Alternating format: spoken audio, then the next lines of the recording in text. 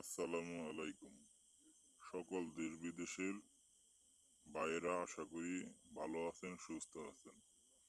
প্রবাসী ভাইদের দৃষ্টি আকর্ষণ করে আজকের আমার এই ভিডিওটি বানানো।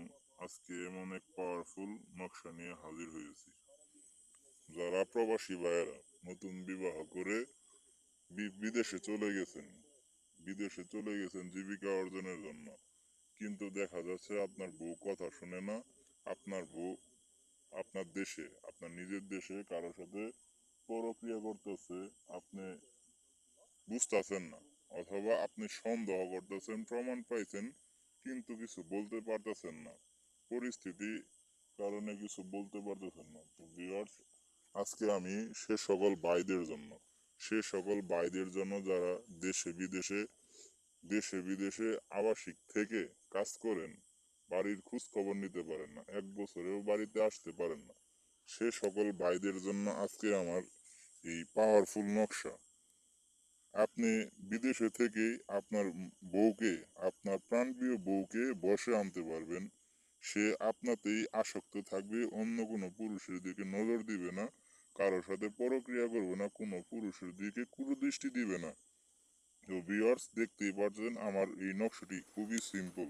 আপনারা খুবই সহজেই আমার কাছে অনুমতি নিয়ে চাইলে আপনারা নিজেরাই কাজ করতে পারবেন।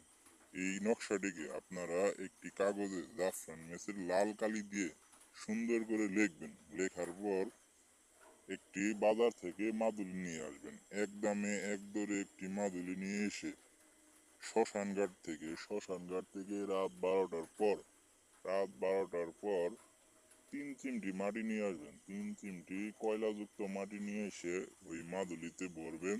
এই নকশাটিকে ভরবেন। নকশার পাশে অবশ্যই আপনার নাম, আপনার স্ত্রীর নাম লিখবেন। লেখার পর সুন্দর করে ভাঁজ করে মাদুলিতে ভরবেন। মাদুলিতে ভরার পর আপনার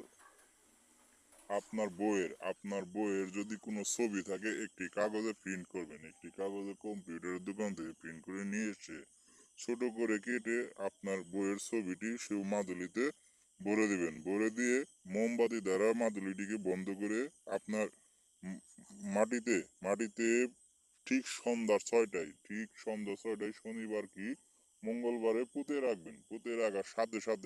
পুঁতে রাখার 1 ঘন্টার পরে আপনার কাজ শুরু হয়ে যাবে। আপনার বউ আপনার খোঁজ খবর নিতে থাকবে, আপনাকে সাথে 1 ঘন্টা পরেই ফোন দিয়ে আপনার খোঁজ খবর নিবে। তো ভিউয়ার্স, আমার সাথে অবশ্যই যোগাযোগ করবেন। আপনারা নিজেরাও কাজ করতে পারবেন, তবে আমার কাছ থেকে অনুমতি নেবেন।